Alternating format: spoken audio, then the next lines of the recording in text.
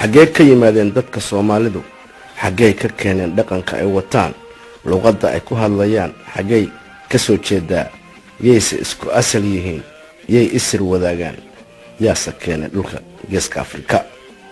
barnaamijkan waxaan ku soo qaadanaynaa taariikhda iyo israaca dadka Soomaalida iyo dhammaan qabiilada la walaalaha ah ee la degan geeska Afrika magaceyguna waa Maxamed Cabdisalaam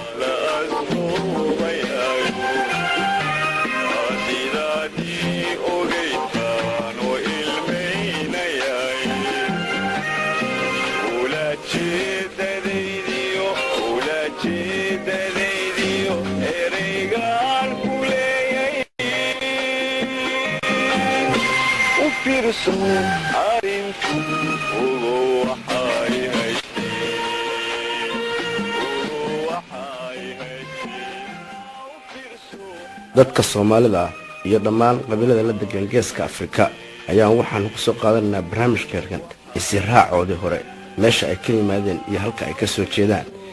inta ay dhaqan wadaagaan luqadaha ay ku kala hadlaan iyo wixii keenay dhulkan geeska Afrika muddooyinkii wixii ka horeeyay 1500 taariikhda miilaadiga ee hadda ku jirno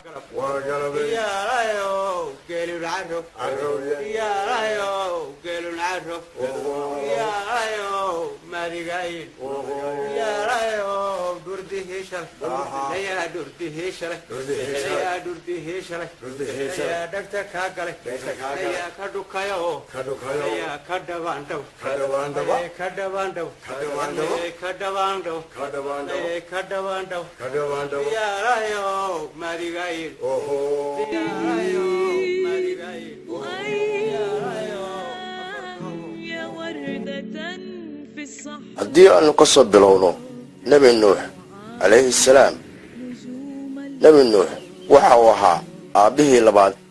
ee bini aadamka hadda nool ee dunida ku nool nabi nuux waa tii ilaahay haligay qoomkiisii kadib marka uu ilaahay u baryay inuusan midna dhulka uga tegin kuwii kitaabkiisii ka soo horjeestay nabi nuux alayhi salaam ayaa qoomkiisii lagu haligay biyo cirka iyo dhulka intaba isaga yimid oo ilaahay soo diray in lagu haligo waxaana halkaasi oo ku waayay wiilashiisii mid ka mid ahaa oo asagu diiday diinta ilaahay isaga iyo qoomkiisii iyo xaaskiisii intaba nabi nuux alayhi salaam saddexdiisii wiil iyo qoom yar oo rumeeyay ayaa ilaahay ka badbaadiyay biyihii iyo badihii ilaahay ku harqiyay waladaas diinta ka soo horjeestay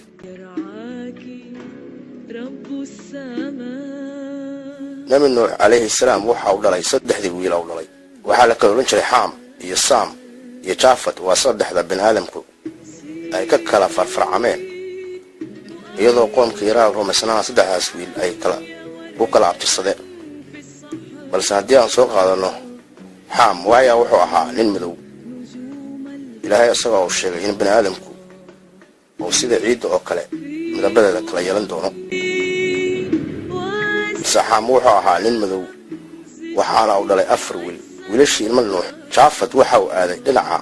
waqooyi oo waxa duriyadiisii ka farcamay dadka Turkiga iyo dhammaan la isku yiraahdo qolooyinkan galbeedka Saamna waxa ka farcamay Asia qaaradda Asia inta badan oo ay Carabta ku jirto Xaamse waxa uu farciisi ku dambeeyay qaaradda Afrika isagoo Xaam dhalay 4 wiil afarta wiil waxa la kala oran jiray Kush Ethiopia qolooyinka lagu yeeri jiray Kush ama Kush Ethiopia oo farcankiisu inta badan degan yahay qaaradda Afrika ama bariga Afrika Miserium oo dhalay Egypt oo ay ka farcameen faraacintii Masaarida Put oo ay ka farcantay boqortooyadii Libya oo degan waqooyiga Afrika Kaynaan oo dhalay Hibrowgi iyo dadka reer Bani Israa'iil iyo Falastiiniyiinta Xaam ayaa wiilal badan lahaa Kush laftigiisa ayaa wuxuu sii dhalay wiilal badan oo ka mid ahaa Nimrod oo ahaa boqor oo ahaa in Kush waa nin kibir badan ayuu ahaayo ay diimaha iyo taariikhdu intaba ka hadleen waxa ka mid ahaa wiilashiisa kala Seba Xafiila iyo qaar kale oo badan marka sida taariikhdu sheegtay Seba iyo Xafiila labaduba waxa ay ka farcamay dadka qabiilada geeska Afrika si aan u helo cadaynta dadka Soomaalida ah iyo qabiilada la degan geeska Afrika meesha ay ka yimaadeen asalkoodii ayaa waxaan ku soo qaadayaa 3 qodob baaritaanka taariikhda iyo wixii ay ka tageen qoomkii hore ahraamaha ku yaala dalka Suudaan iyo Masar. baaritaanka luqadda Soomaaliga ah ama asraaca luqadda Soomaaliga meesha ay ka timid iyo luqadaha la walaalaha ah. dhiigga cidda aan wadaagno iyo cidda inagu dhow haddaan Soomaalinahay si aanu cadaynta qodobada aan ka soo hadalay u helo ayaa waxaan doonayaa inaan dib ugu noqdo baarumihii hore ee soo jireenka ah iyo xilliga ay soo bilowdeen iyo wixii ay taariikh ka tageen intaba. boqortooyadii reer Kuush ee ku taalay bartamaha dalka Suudaan ee xaruntiisu ahayd Kerma ee ku taalay webiga Naylka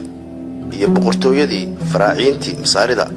ayaa waxay ahaayeen laba boqortooyo oo isgeestagan isku waqtina abuurmay. faraaciinta markaan leenahay waa labada dalba ama labadii boqortooyo ee isku waqtiga soo bilaabmay 5,000 oo sano ka hor dhalashada Nabi Ciise ama muddo hadda laga joogo 7,000 oo sano in ka badan ayaa labadaasi boqortooyo waxa ay ku kala yaaleen dalka Masar iyo Suudaan.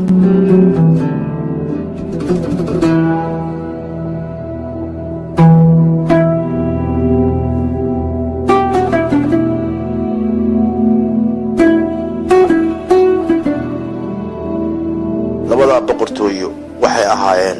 laba boqortooyo oo marna col ah marna saaxiib ah, waxaana lagu tilmaamaa labadii boqortooyo ee ugu jiritaanka dheeraa kana tegay taariikh la yaab leh oo ilaa iyo hadda bini'aadamku awladha ka faarsan yahay. taariikhda labadaasi waddan ay ka tageen waa faraaciintii Masaarida iyo faraaciintii midmadoobeed ee reer Kuush ee iyaduna ku geestaalay. labadaasi boqortooyo waxa ay ka tageen taariikh ay ku sharaxeen ahraamta iyo dhagaxyada ku taala dalka Masar iyo Suudaan labadaba.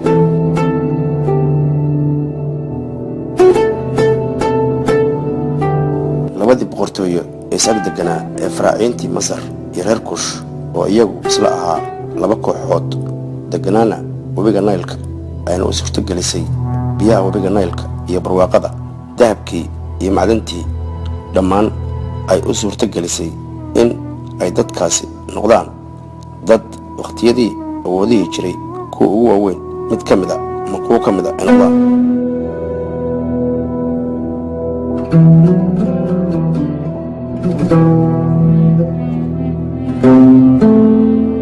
boqortooyada reer Kuush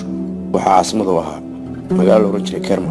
ee ku taala waqooyiga dalka Suudaan ee ilaa iyo hadda ay degan yihiin qabiilka la yiraahdo Beejada ee afka Kushitika ku hadla ilaa iyo hadda ama luqadda Kushitika ku hadla ee ay muuqaalka iyo dhaqanka iyo luqadda intaba ay wax badan wadaagaan qabiilada kale ee Kushitika ku hadla ee bariga Afrika ee Soomaalidu ay ka mid ka tahay.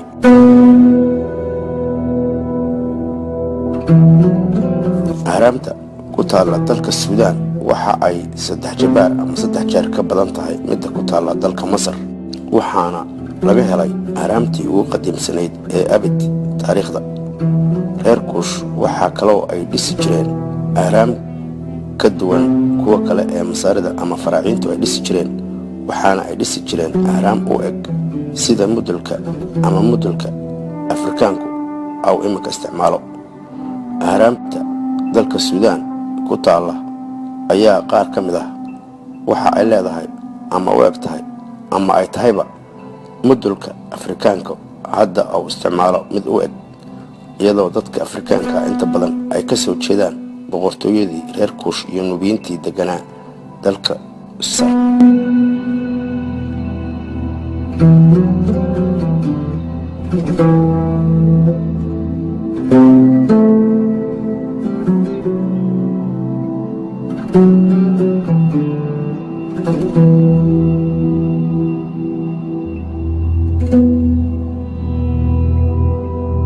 reer Kuush waxa ay deganaayeen dhulka loo yaqaano Nubiya ee hadda ah waqooyiga dalka Suudaan. faraaciintii midmadoobeed ee reer Kuush waxaa la oran jiray lagu yeeri jiray qaansoolaydii midmadoobeed, waxaana ay tumi jireen birta iyo sanaacadda. waxaa kaloo ay caan ku ahaayeen dhoofitaanka xayawaanka sida maroodiga foolkiisa, dahabka,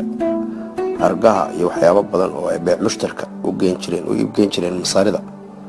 ayaga iyo Masaarida ayaa waxay ahaayeen kuwa ay beec mushtarku ka dhaxeeyo, waxayna ahaayeen kuwa marna cola marna saaxiiba.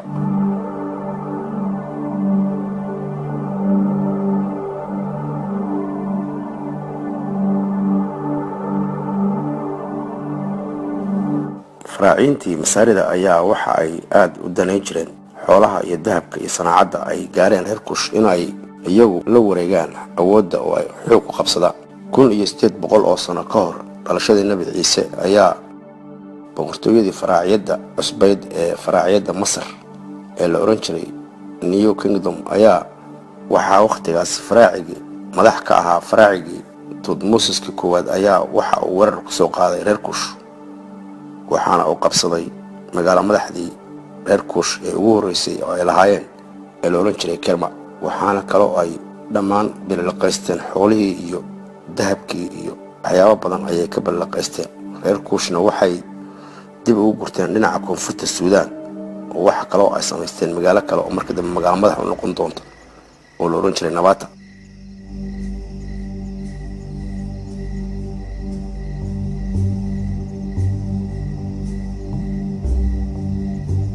Tutmosis-kii koowaad marka uu qabsaday magaalada Kerma ayuu dadkii uu qabsaday ee reer Suudaanka ah ee faraaciintii midowday reer kuush ka soo jeeday ayuu waxa uu ku khasbay inay dhaqanka masaarida qaataan kaasoo sameeyay in uu waxyaabihii iyo asnaamtii iyo ahraamahoodii uu baabi'iyo oo ku dul qoro tii masaarida ay lahaayeen kadib markii archaeology-gu hadda ay soo qodeen taariikhdii kale oo ka soo hoosisay oo qariyeen iyagoo ku muujiyey farshaxanka iyo waxyaabaha ahraamta lagu qoro iyo asnaamta intaba in ay leeyihiin reer Masar oo faraaciintii masaaridu ay ku dul sameeyeen kadibna hadda la ogaaday waqtigii la soo qoday balse waxay ku muujiyeen oo kale inay reer kuush ahaayeen adoomo la adoonsado oo aan waxba garanayn ayay taariikhda halkaasi kaga muujiyeen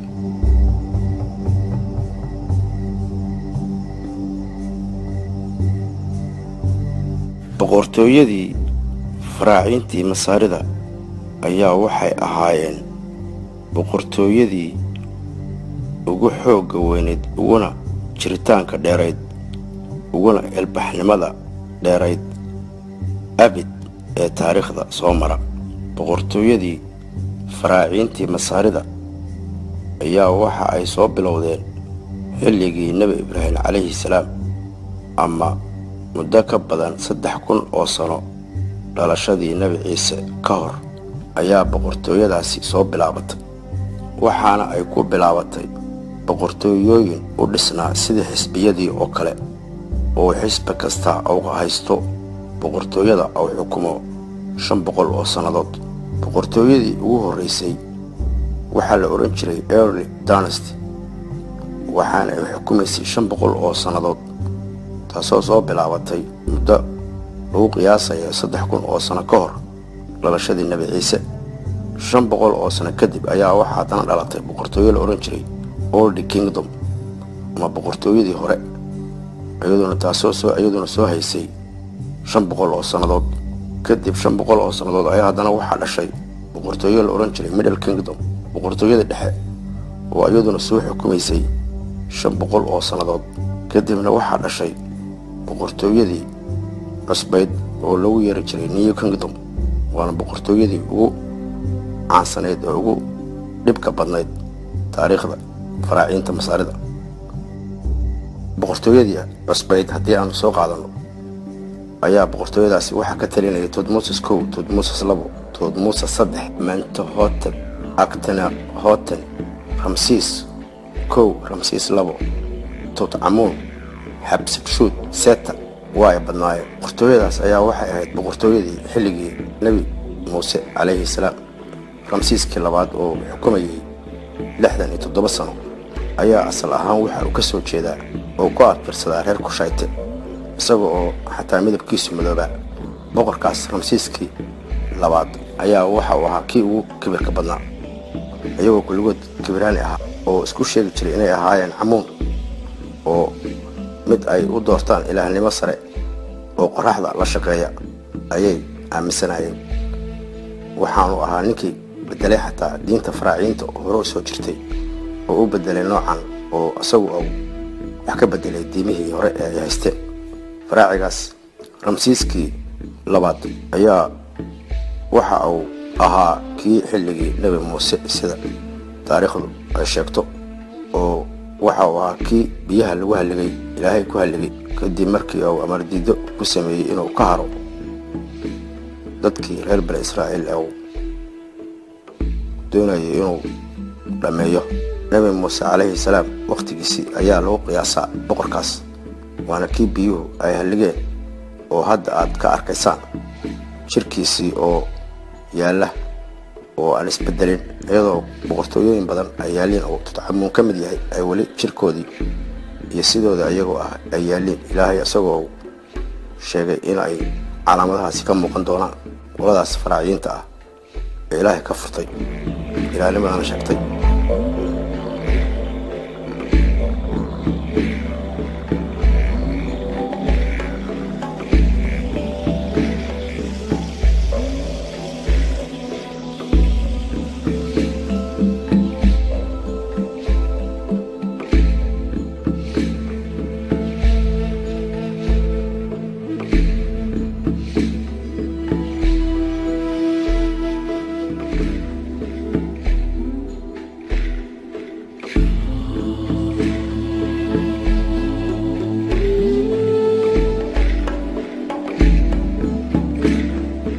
boqortooyadii reer Kushayte ayaa dib isku abaabulay oo waxa ay ku qaadatay muddo ku dhow 1,000 sano kadib markii uu jabiyey faraacigii masaariga ahaa ee Tutmosis kii koowaad. boqortooyadii reer Kushayte ayaa waxa uu dhashay boqorro badan ayaa u dhashay oo ka soo baxay dhulkii Suudaan, waana markii ay soo baxday faraaciintii madmadoobeed ee reer Kush. boqorradii reer Kush waxaa ka mid ahaa boqorkii Taxarqa, Piyankey iyo kuwo kale oo badan. boqorkii Piyankey ayaa qabsaday dalka Masar oo dib weerar ugu soo qaaday, isagoo ka qabsaday dhulkii Suudaan ee ay xukumi jireen reer Kushku oo Tutmosis ku qabsaday ayuu dib uga qabsaday, isagoo oo dagaalkii sii waday qabsadayna dhulka Masar oo dhan.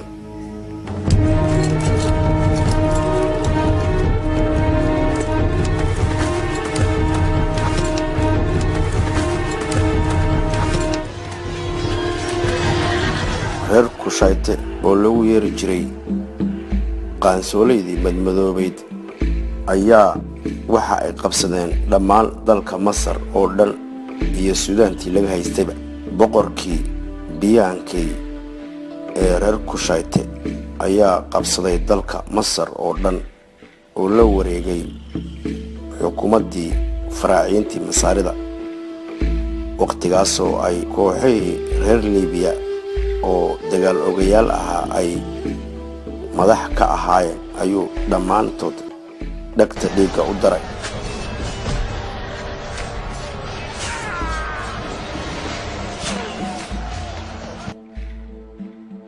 boqorkii Piyankey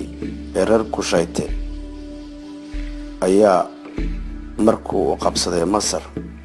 ayaa faraaciintii Masaaridu waxa ay la galeen heshiis si ay Kushiyintu u sii xukumaan, waxaana isku magacaabay mid loogu yeeri jiray State God Amun ama mid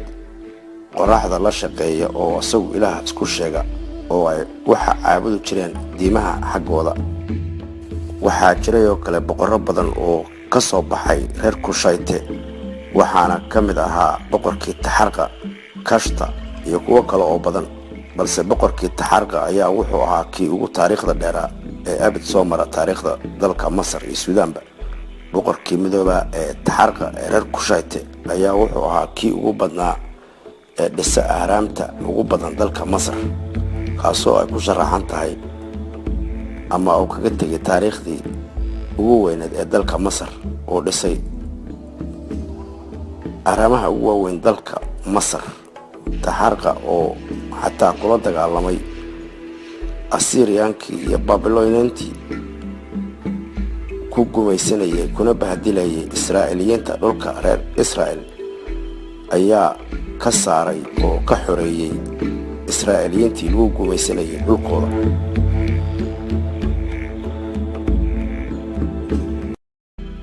321 sano ka hor dhalashadii Nabi Ciise ayaa waxaa soo galay dalka Masar Great Alexander oo u dhashay dalka Macedonia. Great Alexander oo dhisay magaalada Alexandria ee dalka Masar ayaa ninkaasi ayuu xoog waxa uu kula wareegay dalka Masar. Great Alexander ayaa waxa uu ka saaray reer Kushayte oo garab ka helayay Bershiyiintii iyo Assyrianskii intaba oo ay isla ahaayeen Semitic Toga. markaa ayaa reer Kush dib waxay ugu noqdeen dalka Suudaan iyo magaaladoodii hore ee madaxdoodii Nabata. markii ay Greegiyiintu qabsadeen dalka Masar ayaa waxa xukumayay reer Kushayte. markii ay arkeen dadkan madmadow ee xukumaya dalka Masar ee faraaciintii madmadowed ayay waxay ugu yeereen Autobia, taasoo macnaheedu ay tahay wajigii madooba ama wajigii gubnaa. marka waa marka ay bixiyeen magaca Ethiopia.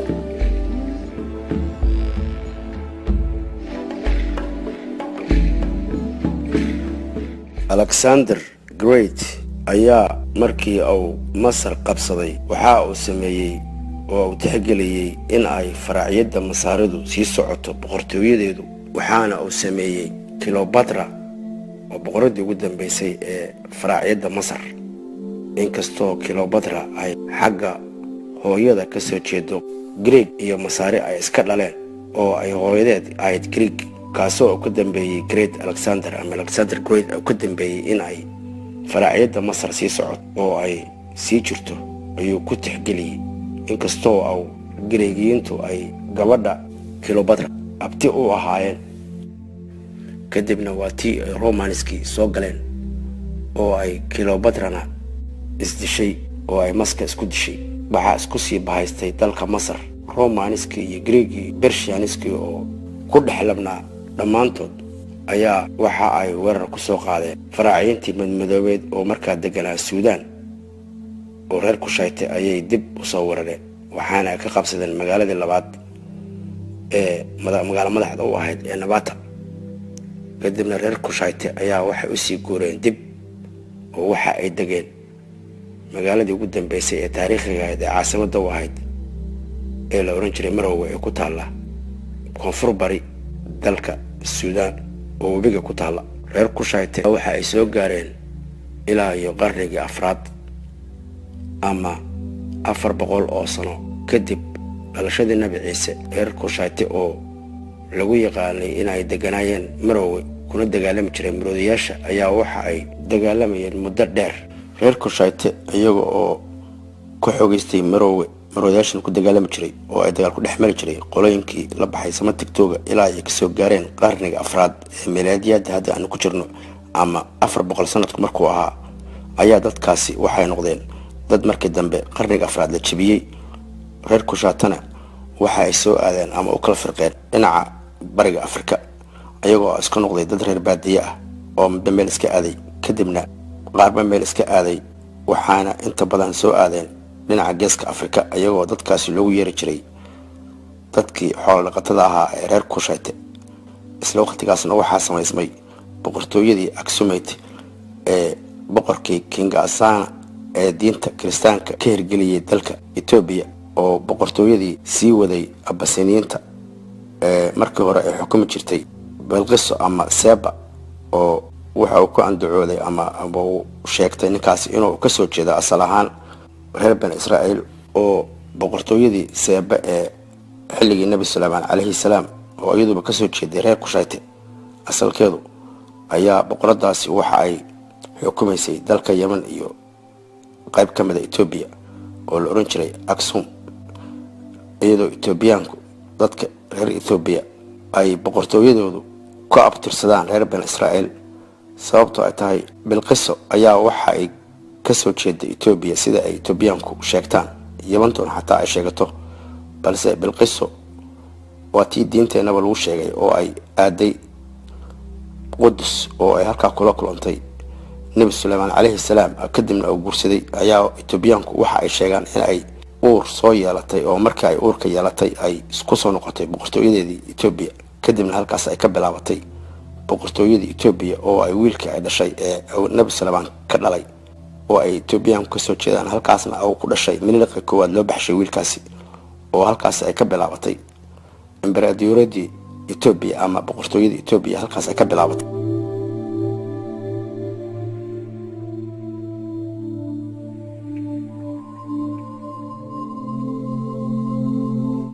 luqadda Kushitigu waa luqad fac weyn oo ay ku hadlaan qowmiyadaha Soomaalida, Anfarta, Oromada, Saahada, Eritrea degan, Beejada degan dalka Suudaan, xaruntii faraaciintii hore ilaa iyo hadda ee waqooyiga dalka Suudaan, Sidaame iyo qabiilo kale oo badan. waana luqad fac weyn oo ay walaalayihiin luqadda kale ee la yiraahdo Semitic. labadaas luqadood oo la isku yiraahdo Afro-Asiatic oo macnaheedu yahay Xamato-Semitic, taasoo macnaheedu ay yahay luqadii Xam iyo Sam ee ilmo Nuux oo isku darsantay isku dhexmilmatay. marka luqadda Semitic waxa ku hadla wadamada waqooyiga Afrika iyo wadamada Carabta. luqadda Semitic-na waxa wadamada bariga Afrika uga hadla oo kaliya Tigreega iyo Amxaarada. luqadda Semitic waa Carabiga hore ee laga hadli jiray bariga oo ka soo jeeda ama ku abtirsata Sam oo Carab ku abtirsada. haddaba luqadda Kushitiga waa luqad fac weyn oo ay walaalayihiin luqadda Semitic. Sam oo ina Nuux iyo Xam oo ina Nuux ayaa labadooda luqadood isku darsameen isku dhexmilmeen waxaa la isku yiraahdaa Afro-Asiatic. luqadda Afro-Asiatic la yiraahdo ayaa waxay ka kooban tahay Semitic, Kushitic, Berber, Tuareg iyo kuwa kale oo yaryar, balse labada ugu waaweyn waxay yihiin Kushitiga iyo Semitic, waxaana la isku yiraahdaa Afro-Asiatic. marka luqadda afka Soomaaligu waa luqadda Kushitiga oo ka soo jeeda boqortooyadii hore ee Kush. luqadiisii ilaa iyo haddana waxa ku hadla qabiilada geeska Afrika degan Itoobiya inta aan ka ahayn Amxaarada iyo Eritreaanka iyo Tigreega oo ku hadla luqadda Semitic.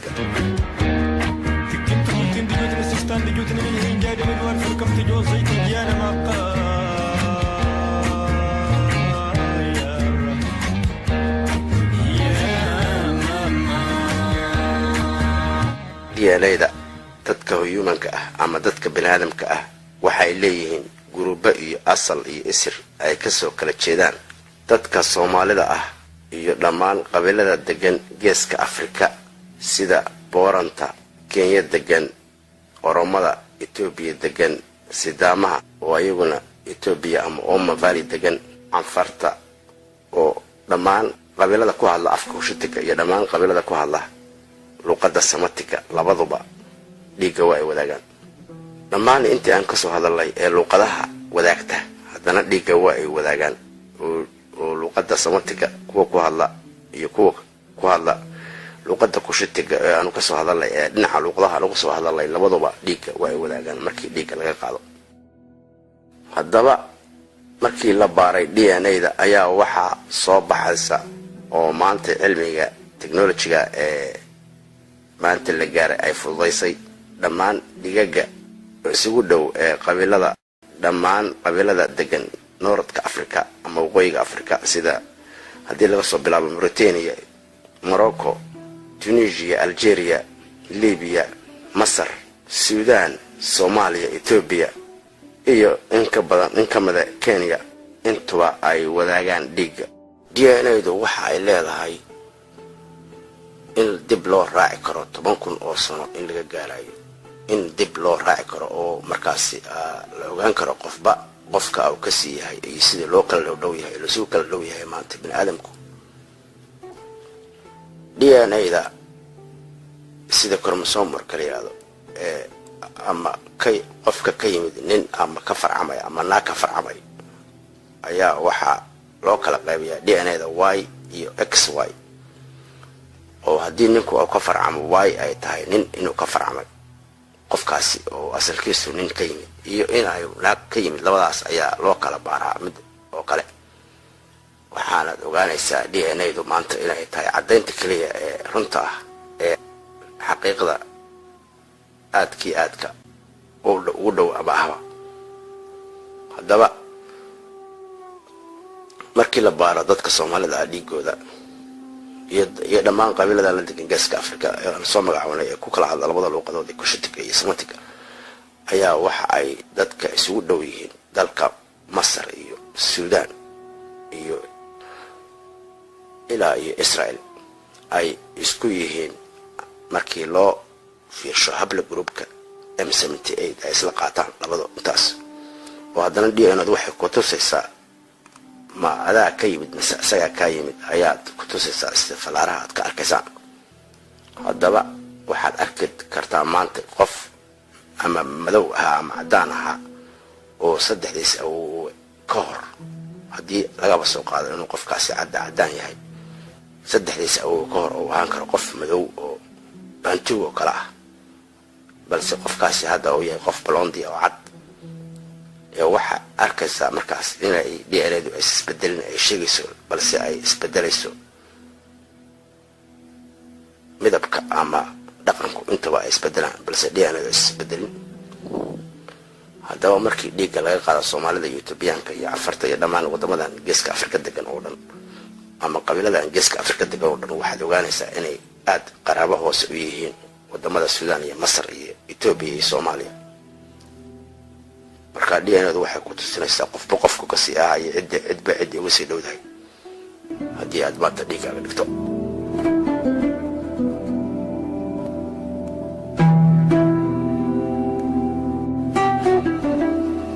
boqoradii Xabsabshuud ee boqortooyadii cusbayd ee 1450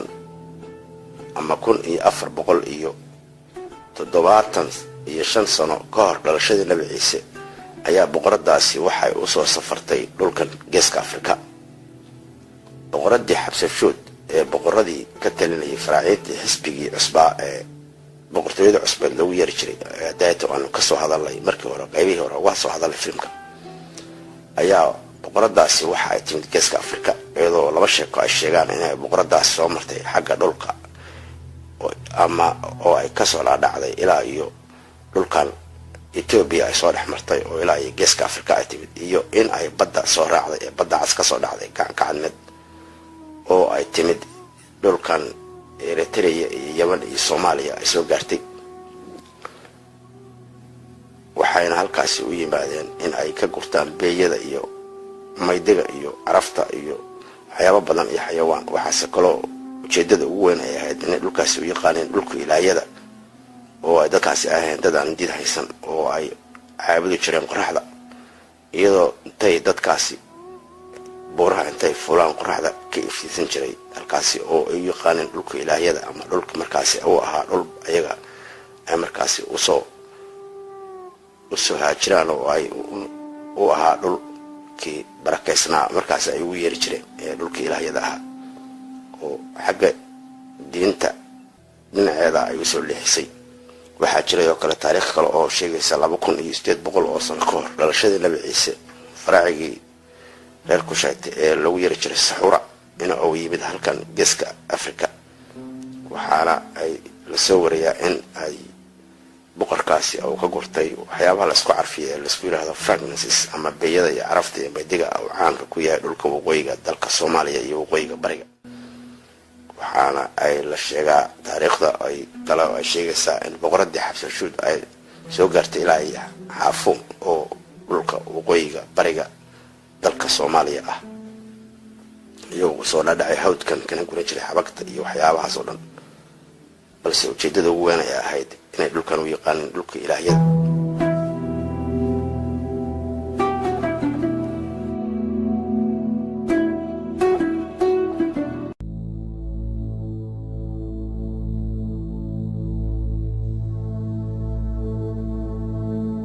taariikhda ama magaca Ethiopia ayaa waxa uu yahay magac taariikhi ah oo ku baxay dalka Masar kadib markii ay Greegiintii markii ay ka qabsadeen reer Kushayte ay ugu yeereen Ethiopia oo ay baxiyeen Greegiintu magacaasi oo ku baxay dalka Masar balse dalka Ethiopia ayaa waxa ay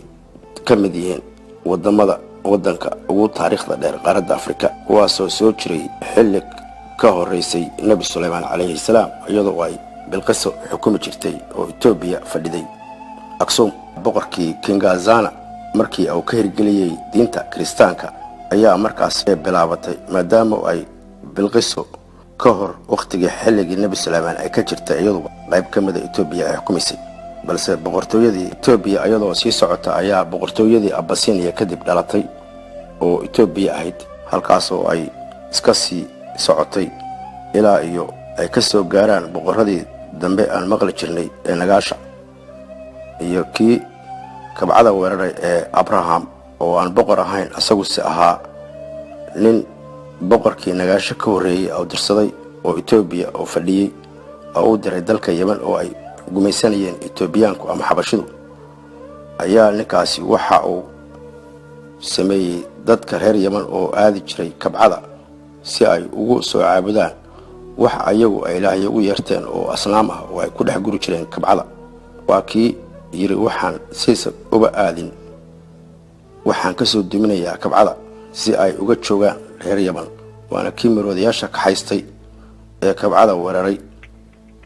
kana diiday boqorkiisii Itoobiya joogay amarka in uu ka soo noqdo kabcada. waana tii Ilaahay u soo diray shimbiraha oo dabka afka ku watay oo halkaas ku dhamaaday. ninkaas kadib waa tii uu soo gaaray boqorkii Kiristaanka ahaa ee markii dambe muslimada ku dhintay ee Nagaasha. kadibna waa waqtigii Ilaahay Quraanka Kariimka ku soo dejiyay Nabi Maxamed salawaatullaahi wasalaamu calayhi, nabadgelyo iyo naxariis korkiisa Allah ka yeelay. Nabi Maxamed markii ay diintu ku soo degtay taariikhdu markay ahayd 610kii milaadiga aan ku jirno ama 610 sano kadib dhalashadii Nabi Ciise, ayaa Nabi Maxamed calayhi salaatu wasalaam waxa uu diinta Islaamka ku fidiyay adduunka oo dhan oo waxa uu diray asxaabo iyo ciidamo dalka Suudaan iyo Masar oo lagu gumaysanayay dadkii reer Kushayte oo ay qoladii ama kooxihii Samatictooga ee isbaystay ee qabsaday dalka Masar iyo Suudaan ay bilaabeen dadka madow in lagu gumaysto halkaasi ilaa iyo dadkii madooba oo soo gaareen oo gumaysiga oo balaarto oo ilaa iyo ay soo gaarto in dadkii badaawada Carabtu ay iska hoggaansadaan dadkii madooba oo ay ku gumaystaan meel kasta oo ay dadka madow joogeen. ayaa diinta Islaamka Nabi Maxamed calayhi salaatu wasalaam ayaa waxa uu diray ciidamo iyo asxaabo diinta Islaamka ku fidisa kana xoreysay dadkii halkaas lagu gumaysanayay oo lagu dhibaateynayay, iyadoo diinta Islaamku ay soo ogoleen in dadka Islaamka la gumaysto ama qof kasta ama cid walba ahaade. diinta Islaamka waxa kale oo ku fidiyay dhammaan adduunka oo dhan. Nabi Maxamed calayhi salaatu wasalaam ayaa asxaabadiisa u kala diray adduunka oo dhan iyo ciidamadiisa, waxaana markii dambe uu soo diray asxaabadiisii qaar ka mid ah dalka Itoobiya oo halkaasi ay kula kulmeen boqorkii Nagaasha ee Kiristaanka ah ee la sheego inuu diinta Islaamka ku dhintay markii ugu dambeysay oo islaamnimo ku dhintay. ayaa boqorkaasi uu ku qaabilay asxaabadii markii uu ka dhageystay diinta Islaamka ayuu ku raacay oo waxa uu fasaxay in dadkaas la nabadgeliyo. kadibna diinta Islaamku ay ku fiday dhammaan geeska Afrika, waxaana diinta Islaamka qaatay qolooyinkii ama kooxihii reer Kushayte ee sida Oromada, Cafarta, Saahada, dhammaan inta aan ka ahayn Tigreega iyo Amxaarada iyo Eritreanka inta aan ka ahayn ay diinta Islaamka qaateen ayagoo aan lagu khasbin, balse kuwa kaleba qaar ka mid ah ay islaameen. xataa diinta Islaamku waxa ay dadkaasi ku qaateen ayagoo aan cidna ku khasbin. kadibna waxa halkaa ka bilowday cadaawadii u dhaxaysay Abyssiniyiintii Kiristaanka diinta Kiristaanka Masiixiga ee Itoobiya iyo qabiiladii reer Kushayte oo iska ahaa dadka xoolo dhaqatada ah oo ku kala fiirsanaa geeska Afrika oo dhan.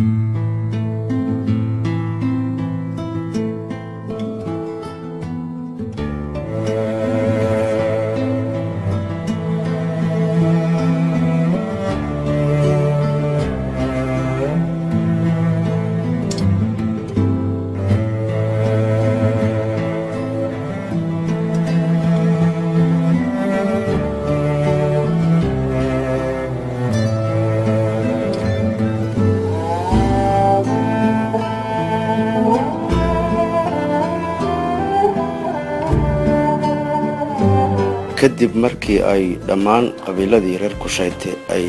diinta Muslimka ku qaateen iyagoo aan cidna ku khasbin ayaa waxaa sii batay colaaddii u dhaxaysay masiixiga diinta kiristaanka ee abasiniya iyo qabiiladii kale ee reer kushayte ee diinta islaamka iyagoo aan cidi ku khasbin qaatay ilaa uu ka soo gaaray axmed gurey oo kula dagaalamay abasiniyiintii iyo bortuqiiskii ay wateen dalka etoobiya. axmed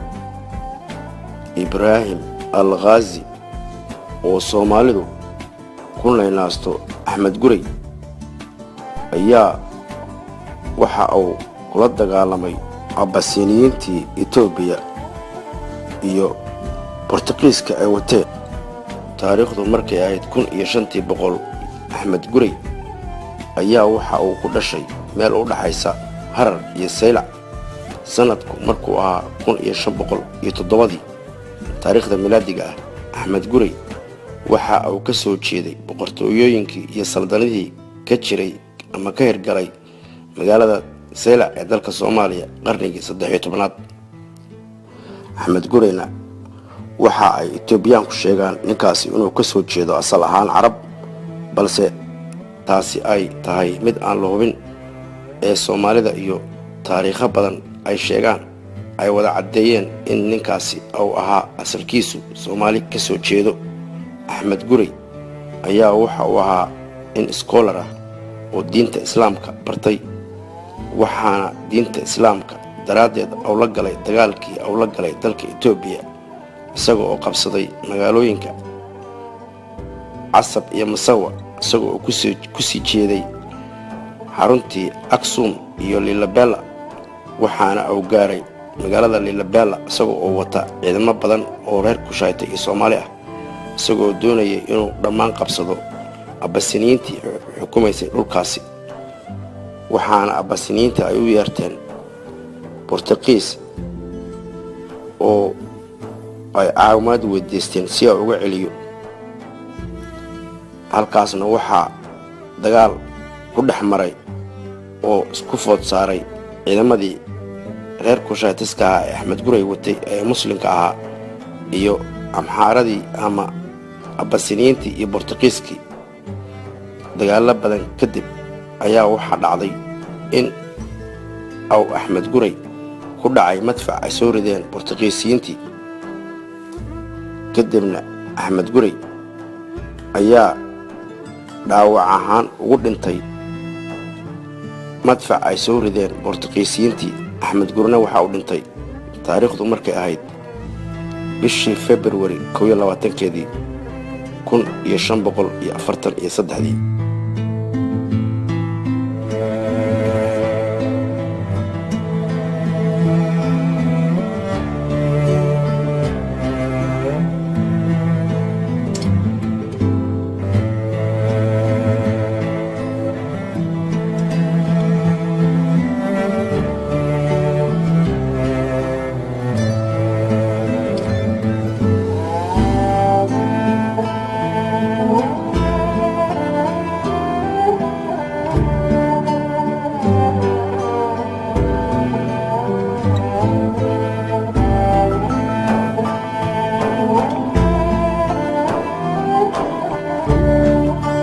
dhaqanka iyo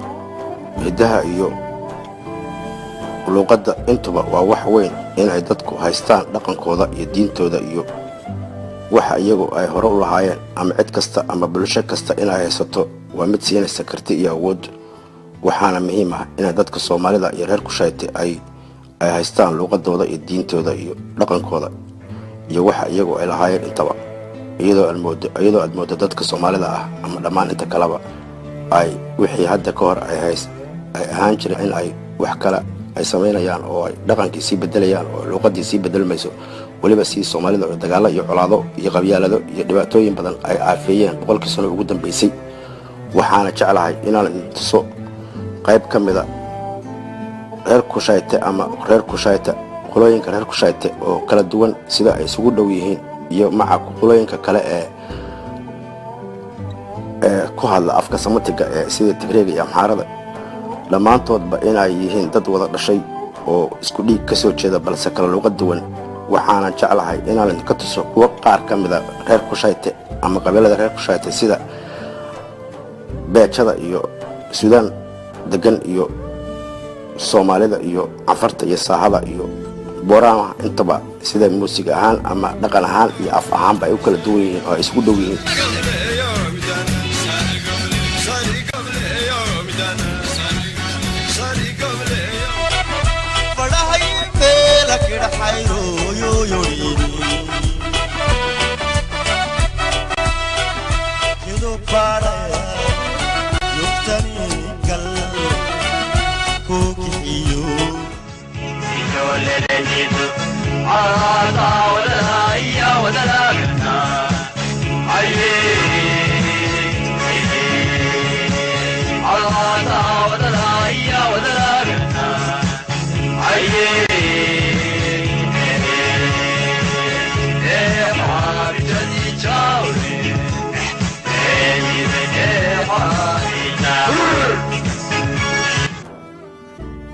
qabiilka Soomaaliyeed ee Ciisaha ayaa waxa ay yihiin qabiil aad iyo aad u tixgeliya dhaqankooda oo aad ugu dhagan dhaqankooda markii loo fiirsho Soomaalida kale iyagoo dadkaas ay wali si fiican u haystaan dhaqankoodii iyadoo ay dadka Soomaalida ay xooreen dhaqankoodii oo ay amoodid inay dhaqamo kale iyo waxyaabo kale oo ay Soomaalida lagu aqoon ay hadda la soo baxeen oo ay loobeen cidda ay ahaayeenba iyagoo oo dadkaasi Soomaalida ah dhibaato badan soo food saartay boqolkii sano ugu dambeysay waxaan aad iyo aad u bogaadinayaa qabiilka Ciisaha Soomaaliyeed iyo qabiilo degan galinka shanaad ee Soomaaliyeed intuba inay aad u tixgeliyaan dhaqanka Soomaalida waxaana jeclahay inaan wax idinka tuso caleemasaarkii boqorka Ciisaha ee Ugaas Roble oo ka dhacay magaalada Saylac ee dalka Soomaaliya habkii ay u ciyaareen ama hab dhaqankii ay u ciyaareen qabiilka dagaalyahanka Ciisaha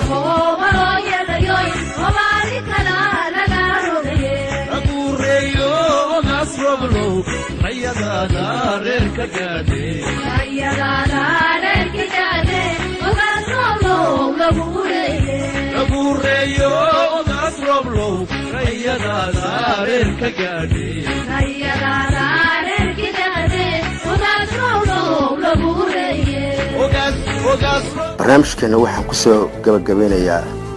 dadka Soomaalida ah iyo dhammaan reer Kushaytaha kuwa kale ee Samatika ku hadla intuba ee qabiilada Geeska Afrika inay dhammaantood ama Kushaytika ku hadleen ama afka kale ee Samatika ku hadleen dhammaantood in ay dadkaasi ka soo jeedaan faraaciintii Masar iyo reer Kush oo markii aan soo baarnay xagga dhiigga iyo luqadda iyo waxyaabihii taariikhi ay ka tageen faraaciintii badmadoobeed ee Masar iyo Kush ayaa waxa dadka reer bariga Afrika degan dhammaantood inta badan boqolkiiba 90 ay ka soo jeedaan faraaciintii Masarida iyo reer Kush anagoo og wixii Axmed Gurey ka dambeeyay in qof kasto Soomaali og yahay inaanu Soomaali nahay ujeedadeedu aan programkan oo 15 sano in ka badan barnaamijkan baaray si aan u helo cadeynta ayaa waxaan ay ujeedadeedu ahayd si ay noo ogaado meesha aan asal ahaan